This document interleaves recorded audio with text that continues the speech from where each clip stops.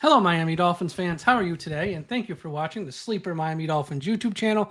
I am your host, Mike Oliva. As always, be sure to be following us on Twitter, X at Sleeper Miami. Today's show, I don't want to talk about the preseason game against the Giants last week. There's so many podcasts out there that's already sort of spoken about that and broke that down. And we all know, it hasn't looked good. I want to talk about kind of like one topic tonight, maybe two. And that is the Miami Dolphins quarterbacks. Because the quarterback room right now for the Dolphins in 2026, outside of Malik Willis, isn't very good. And we don't even know that much about Willis, honestly, outside of one drive versus Washington 2 weeks ago. But the Miami Dolphins, they're never going to be a strong franchise. They're never going to be a good franchise until they fix the quarterback position.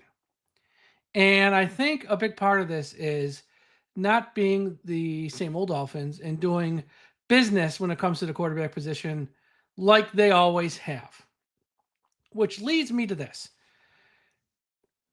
JJ McCarthy was a first round pick in 2024 by the Minnesota Vikings, 10th overall in round one.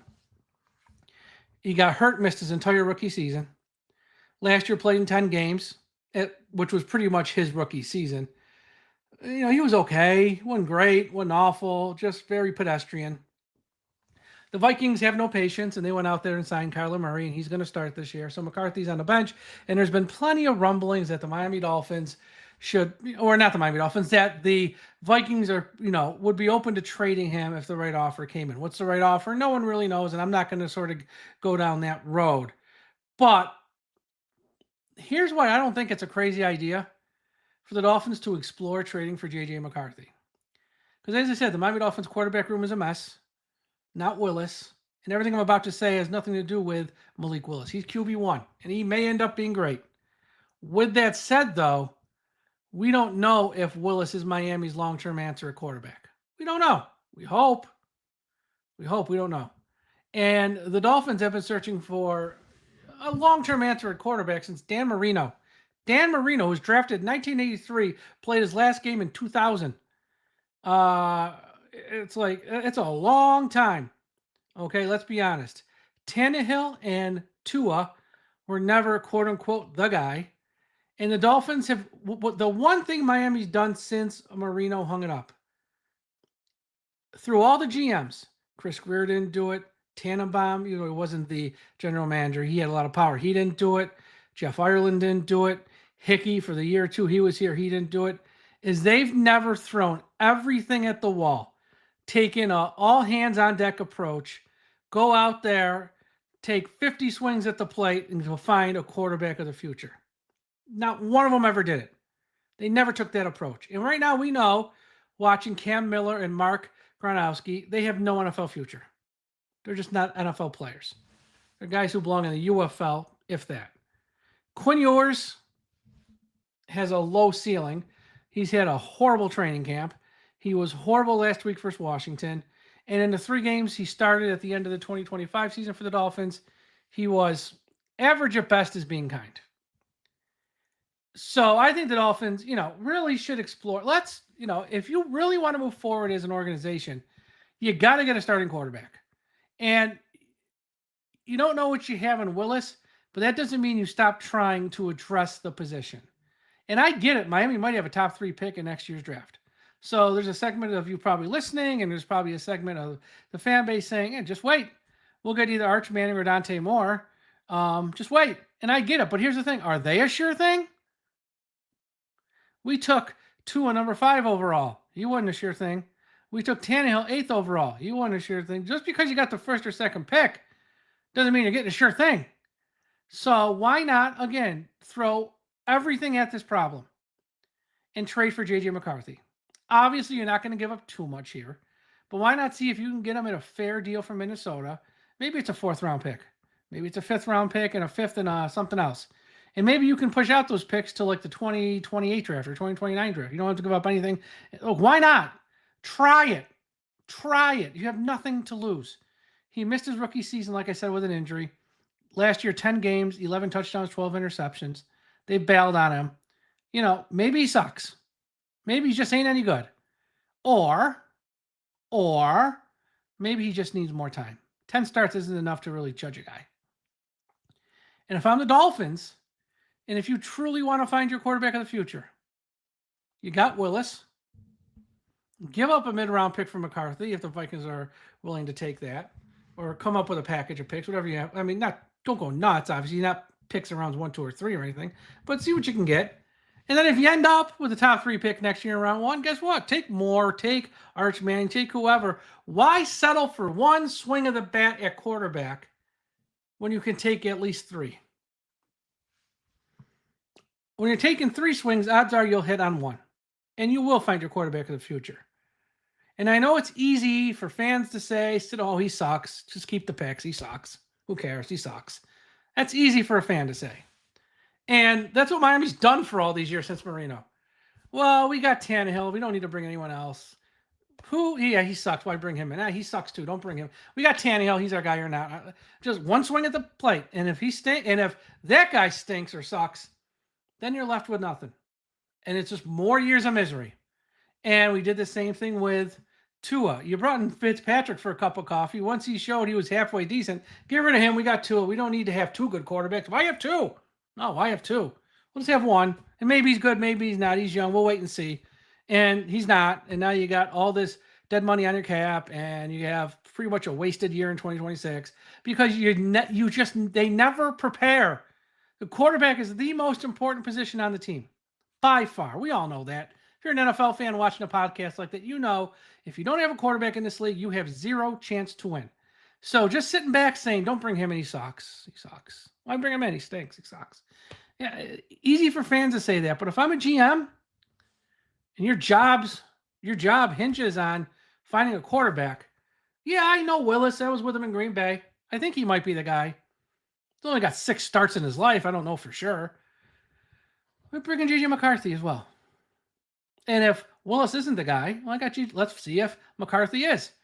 And if he's not the guy, well, then I'm probably going to have a top pick in next year. Jeff will bring him. Let's take multiple swings here. That's my point. Let's not just settle and say, oh, well, let's hope for the best. And we sit there with our, as teams around the league are, when Tom Brady was a quarterback for the Patriots, they took a quarterback in round 3 like twice. Well, they took one in round 2. And he took one in round 3. Tom Brady was a Hall of Famer at that point in the prime of his career. They're still drafting quarterbacks because it's so important. A, if he gets hurt, we got to have someone to be the backup so our season isn't lost. And B, you just never know. It's like it's too important of a position. It's just too important. And again, if you're the Dolphins, until you fix the quarterback situation, you ain't going nowhere. Ain't going nowhere. We can hope Willis is the guy. We can hope the quarterback we take in next year's draft, if we take one, he's the guy. But why hope? Why just sit here and just wait and hope? Why not be aggressive? Why not take action? Why not throw another fishing line out there and take a shot at McCarthy and hope on him as well? So if I'm hoping on one guy, if you miss, you're screwed. If you're hoping on 3, odds are one of them will hit, maybe. And if not, okay, start over. Throw more. You just keep trying to throw as many resources as possible at the position. That's the point of this. It's not even about JJ McCarthy. If there's another quarterback out there who's young who could be had, take a shot at him. Maybe Pittsburgh doesn't want to release or cut Will Howard, and you can get him for a 6th or 7th round pick. Do it. Do it. Not that Will Howard, the point is we don't know yet. If he's had so little time in the league, you don't know. And they've showed enough to where there may be something there. Just try something different. Don't be the same old Dolphins. Let's invest in 2, 3, or 4 guys and improve your odds of finding a quarterback. And at worst, if he's not your long-term answer, you've just upgraded and solved your backup quarterback situation, not just for this year, but probably the next few years. That's at worst. And at best, he impresses the hell out of you, and maybe you hit pay dirt. I don't know. Call me nuts. I just think it's time to take as many shots as you can to solve the quarterback's situation, and don't do business as usual. Like I said, it's not even about JJ McCarthy. It is because he's the example I'm using, because sounds like he's available. But, there's probably other guys who are available too. And I don't mean old guys. I mean younger guys with some promise who maybe, failed at their first spot And it's like we're not chasing here a bum. The guy was a 10th pick in round 1 of 2024. Wasn't that long ago. And again, maybe he's a bust. And maybe he stinks. But maybe, just maybe, he's also caught some bad breaks and he was drafted to the wrong spot and he just needs a new home. Like Baker Mayfield, like Sam Darnold, your reigning, defending Super Bowl champion.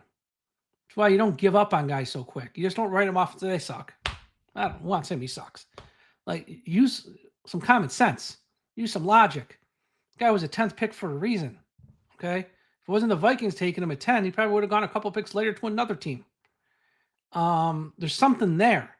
And if they want to bail on him too quick, what do we got to lose? We're not going to win many games anyways this year. We don't even have a capable number 2 quarterback. Again, even if you trade for him, he's quote unquote not the guy. He's better than any other quarterback we have on the team to be the number 2 for Willis. So that's your worst case situation.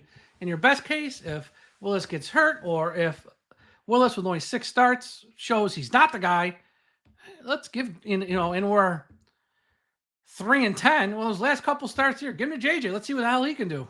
Like, I don't see what you're losing here. Again, you're not parting with a first, second, third round pick. You might not even have to part with a 4th round pick.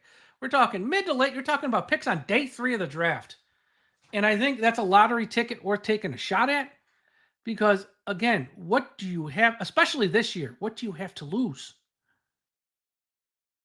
Because until you got your quarterback of the future that you know 100% for sure, guess what? You don't. And right now, Miami doesn't know if they have their quarterback of the future. They might love Willis. And they might have so much confidence in him, like, we got this. You don't know. We know more than you. He's the guy. And I hope they're right. As a fan of this, trust me, I hope they're right. I ain't getting any younger. I got to see this team win a Super Bowl before I die. Or at least get to a Super Bowl, even if they lose in a game. But I just think that's kind of short-sighted logic, and that's the logic that got Chris Greer fired, Mike Tannenbaum fired, Hickey fired, and Ireland fired, and a lot more GMs prior to them since Dan Marino. Don't do business as usual. Try everything. That one position is too damn important. Speaking of Tua, this is Tua week. And again, I don't want to talk about Tua a lot on the Sleeper Miami Dolphins podcast, but he is coming back to Miami. And there's actually news that broke about, I don't know, like an hour or two before I started recording this. He posted on social media, Tua and his wife are welcoming their 3rd child. So his wife is pregnant again. He's about to have child number 3 on a human level. Congratulations for that. Hope he's very happy. I know in the past he said stuff like he wants to have maybe 5 children. That's awesome. Tua is a good guy at the end of the day. He's a family man, and I'm sure he's a great father. Put all that aside. Let's talk about football. Tua's coming back to Hard Rock Stadium, and I thought this was fake news when I saw it this afternoon, but apparently it's true because it's on the Atlanta Falcons website. So when the team website puts it out, it's true. The Atlanta Falcons are planning on playing their starters this week in Miami. Right now on the depth chart, Tua is still QB1. So there's a chance for those of you who are local to South Florida going to this preseason game, or if you're just going to sit at home and watch it on TV, you're going to watch Tua play a half, roughly, maybe not a half, maybe all the first quarter, part of the second, whatever, for the Atlanta Falcons in Hard Rock Stadium against the Miami Dolphins. I'm a little surprised. I even question if that's going to happen because Michael Penix just returned from injury and he's been practicing now.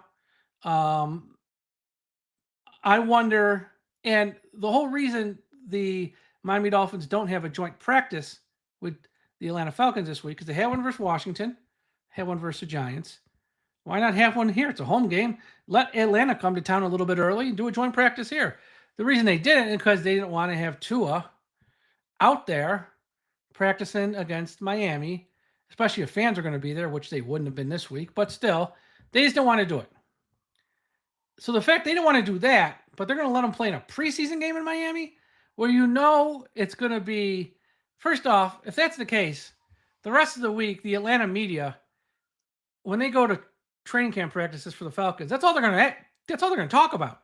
Like, no one cares about the linebacker competition. Who's going to be the second string offensive guard? It's going to be Tua, Miami, Tua, Hard Rock Stadium, Tua, Miami. So, but unless they announce like on Tuesday, Tua's not playing for whichever reason they make up out of thin air. This is going to be a distraction to the Falcons in their final training camp week. Now remember though, for all these teams, not just Atlanta, not just Miami, after this final preseason game, there's 2 weeks off before the regular season. So I think a bunch of teams, if not most, are going to want to give their starters some work, so they're not, give them some work in a preseason game setting, so it's not like a long gap between that and week 1 of the regular season where they might come out a little rusty and stuff like that. But if Tua plays against Miami and Hard Rock Stadium, I want to know what the fan reception is going to be. I think there'll be one section of fans that will be polite. They'll give them the golf clap. They'll be nice. I think that might be like 15% of the fans. I think the other 85% or more maybe are going to be like, screw this guy. And they're going to boo the holy hell out of Tua Tagovailoa. Because many fans feel, and I don't know if it's right or not, but that's just how they feel. And you can't tell someone how to feel. That this guy got his payday from Miami, he got the 200 whatever million whatever contract, and said, thank you for paying me. I'm going to quiet quit. Stop working with his quarterback coach, drop the trainer, started working with other trainers. A lot of pictures of him on the boat, a lot of pictures of him playing golf. Well, he was obviously he worked in the off season, but maybe he wasn't working as much or as hard as he did in years past, because once you got paid, that it's the old saying, especially for boxers. When you're a poor boxer and you're a poor fighter coming up at a young age, it's easy to wake up at 5 a.m., run a few miles, lift the weights, put in the work. Once you become the world champ, once you get a couple $20 million paydays and you're sleeping in silk sheets, when that alarm goes off at 5 a.m., it's a whole hell of a lot harder to wake up and run those few miles because you're just comfortable in life. And I don't know if that's the case with Tua, but I'd bet a whole lot of money when Tua got the bag, as the kids say. He got the big payday. He became very comfortable in life. And yeah, he put in work, but not at the same intensity level, not at the same level that he did when he was chasing the money. Even as a first-round pick, you make good money. But we know the NFL rules have changed over the years with draft picks in round 1. You don't get as much money, as you used to back in the day. This is that second contract where you get money, and especially for a quarterback.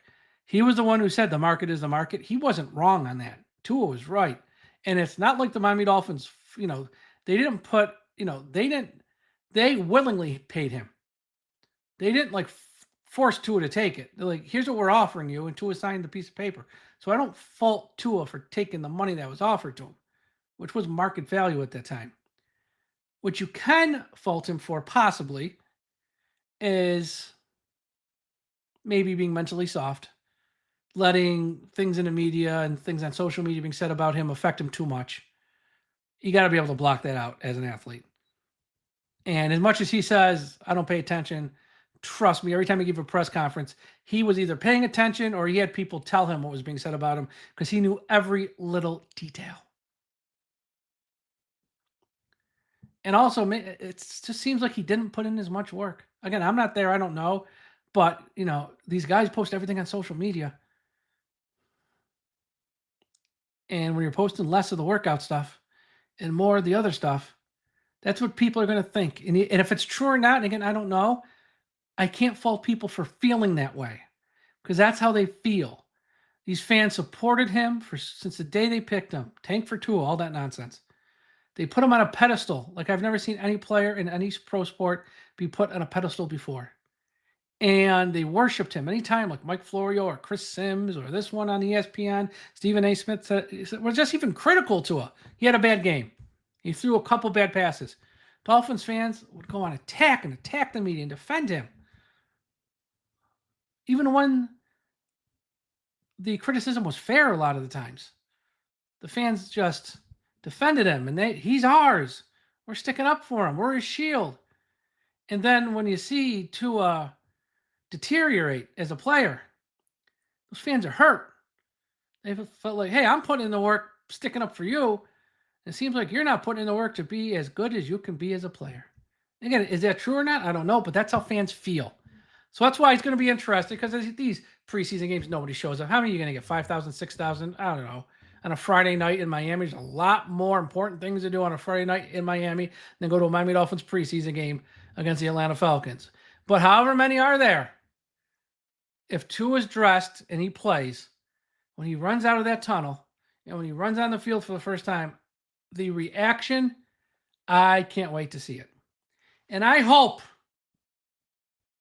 since Atlanta said they're playing their starters, and even if he's not the starter and they want to give a bunch of work to Michael Penix, okay, he should be in the game after Michael Penix leaves the game, whether that's the second half or second quarter or whatever. I hope Atlanta doesn't come up with a fugazi excuse not to play him, to protect him so his feelings don't get hurt, because that's the problem, to his feelings. He lets it affect him too much, and he lets it affect his play. And if I'm Atlanta, I'm saying, you know what? You want to be our QB1, go out there and you're playing 2 quarters. I don't care if you're getting booed the whole time. And I hope Atlanta, oh, you know what? Not feeling well. He's ill this weekend. We're going to rest him. Some fugazi excuse, which we all know is fit. I hope they don't do that. So it's going to be interesting. Look, third preseason games usually aren't a lot of fun to watch. This one might be fun if Tua's out there playing in a preseason game, not win or lose, just to see the reaction of Dolphins fans in the stadium. Might be the only reason to actually watch this game, if we're being honest. All right, everyone, thank you for watching today's episode of the Sleeper Miami Dolphins podcast here at the Sleeper Dolphins YouTube channel. Smash that like button, subscribe to the channel. Put up a comment below if there's a topic you want me to talk about on an upcoming show. Let me know. And if you're on Twitter or X, please be sure to be following us at Sleeper Miami. I'm about to sneeze, so I'm going to end this show right now. Thank you for watching, and take care, and we'll talk to you again real soon.